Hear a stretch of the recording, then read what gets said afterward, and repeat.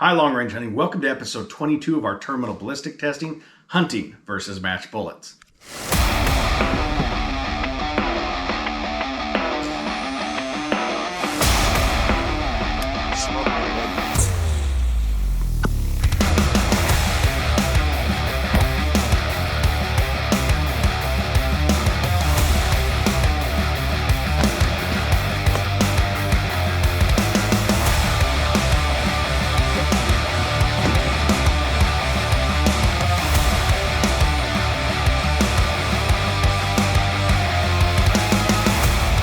Now, before I get started, I could not go through with this video without saying Happy Veterans Day out there. To all my brothers and sisters, those badasses who signed the dotted line, Happy Veterans Day. Have a drink. You definitely earned it. Today, we are bringing you the TMK, the Tipped Match King, which is basically an improved version of the Sierra Match King. Sierra Match King I just did a video on, and they can have great results. I did a drilled one and an undrilled. Without it being drilled, it can pencil through on occasion and or change direction, tumbling, necking over. So I'm not sure if Sierra did this on purpose to fix that or if this was just another bullet design, but what they did is they basically took the Sierra Match King, they opened up a nice big cavity in it and stuck a nice big old polymer tip in there, which really aids in expansion. So you're not losing that BC by trying to drill it. You're getting consistent results, and when that impacts, you're getting more surface area and it's smashing in, forcing that expansion. So very, very good bullet. We have a lot of field experience with this particular bullet, so we already knew, just like most of these, we already know what it's doing. Just now getting to actually putting it through gel to show you guys not only the permanent wound cavity, but the energy transfer, penetration, etc. Now, as always with these whitetail tests, I'm using real untanned deer hide, I'm using real meat, and I'm using real professional gel from Clear Ballistics in order to give the most accurate representation that I can find. What a lot of people don't realize is with ballistic gelatin, that's like going through solid tissue. So what you see here is actually going to be slightly less. When you go to an animal, you're going to be getting more penetration just due to, if you're looking at that chest cavity, there's a lot of empty space in there. The lungs are filled with air, etc. So you're not getting the same type of resistance as you are here. So different things can change it in the field. That's a given. You hit a bone, it's going to aid in a little bit more expansion. But the reason I do this first and then I do the bone ones is to show that what's going to happen when you just go through those ribs or you're doing a quartering shot and it goes into the chest cavity, doesn't exit. There are shots where you're never going to impact a bone. Now, real quick, something I want to bring up, and it's something I hear all the time, as far as questions of, you did a 30 cal 175, what would the 168 grain do? Well, realistically, you're getting the same type of wounding, even if you're going to a different cartridge, different cartridge, different caliber. So this is a 223 with a 69 grain TMK, and this is a 30 cal out of a 308 with a 175 grain. Now, a couple things I want to point out. When you study it, you're going to get with the same construction, even though those bullets are in different diameters and stuff, you're going to get the same type of wounding. Now let's look at these real quick, and I'm going to show you pictures after I point this stuff out and you can kind of look at it. But a few points to look at the entrance. You get that initial penetration and you can see it's kind of branching out and there's a few fragments. It's on both of these. And what's happening is that's that first initial violent expanding. You've got a little bit of it shedding on those edges as it widely opens up and starts that cavity. We have a nice multi-directional cavity going here on both of these. Penetrated straight through. You've got a little bit of flex from that polymer tip breaking as it's getting smashed into there. So you're looking at the same thing basically.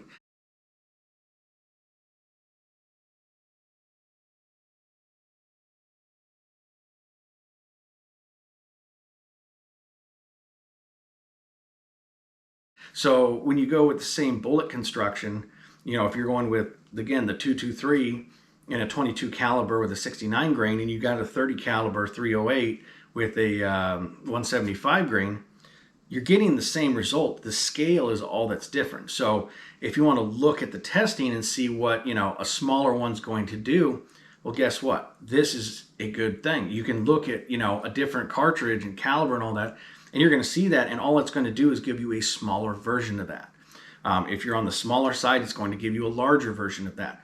So There can be some fine, minute differences, but for general overview, you're getting the exact same type of wounding. So we're not going to dive into the advanced stuff as far as, you know, if we're looking at the lighter end of that caliber's bullets versus the heavy. The lighter end is going to open up a little bit more easily just because it's not as dense, it's not as long, so you're not going to get the same type of penetration. Slightly shorter, whereas if you go the heavy end, then it can be the opposite, where you're going to get more penetration just because of the bullet length and the density of that bullet. But just for a general overview, and even with that, you're still getting the same type of wounding. So now let's carry on and actually get to the video. Now, for those of you who just saw my video about the 223, the 6 Creedmoor, and the 50 cal, you can see what this has done. I'm going to go ahead and show you that slow motion again on the 223.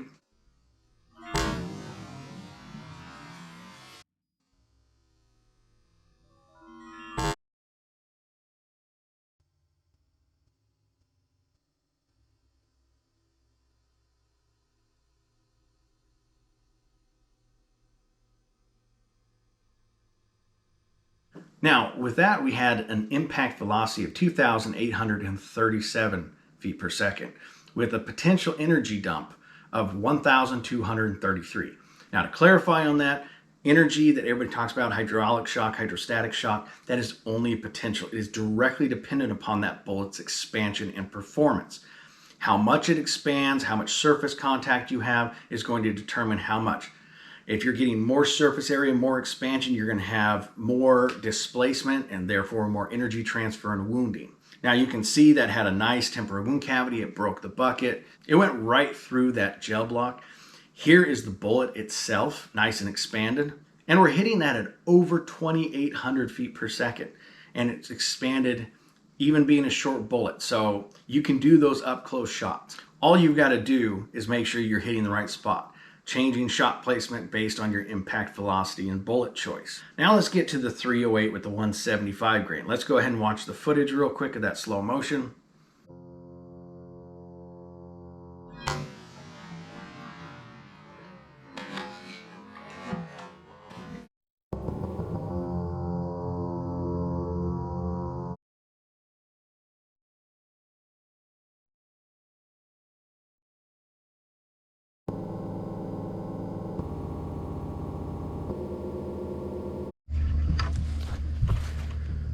We broke another bucket and it dropped the gel straight down in the bucket. As you can tell from the enormous amount of carnage, these bullets do work effectively and tend to break a lot of stuff. So yeah, we're running out of places to put these. Now, as you can see, it really opened up nicely. Had a nice dump of energy, ended up breaking the bucket and getting caught on it, but we're looking at very, very good wounding. Now, we had with this an impact velocity of 2,580 feet per second with a potential energy dump of 2,585 foot-pounds of energy. So both excellent performance. It shows across the board that these are excellent bullets. They really are. They're very actually similar to the ELD match. They actually have a larger cavity and a larger polymer tip. However, the jacket is slightly thicker and the ELD match has a smaller tip but a thinner jacket, again, very slightly. So you find actually very similar performance. They have a slightly different stuff, yes, but ultimately that bigger cavity with that bigger polymer tip and the other one with a smaller one but with a thinner jacket, it equals out to very similar performance. So this is not a bullet I would hesitate to use. I've actually hunted with these. I really had my guns just liking Hornady bullets, so I run whatever is good. No qualms about running this again if I needed to, if I couldn't find the bullets that my gun was liking the most. So I recommend this bullet highly. Very, very good performance. We have a lot of field results with this, and it's just, that's what you want. You want that good wounding. You want it to open, expand, dump that energy, leave a nice permanent wound cavity, and quickly dispatch that animal so that way it's not suffering and dies very quickly. Now I have more videos coming. Still got to do the 223 video with the burger VLDs. If you haven't checked it out yet, I've started a new series that has to do with real field results. I'll put the link in the description below. And this particular first one, this part one, was talking about headshots, going into anatomy and breaking down everything. I'm going to continue with that, showing everything from why you're seeing meat loss on a particular bullet or bullet design, high shoulder shots, debunking some myths. So you're going to be not only seeing these gel tests, but you're going to be seeing real world results. I hope this has helped everybody. Hope it's been educational. Everybody, good luck this season. Be safe out there. Happy hunting.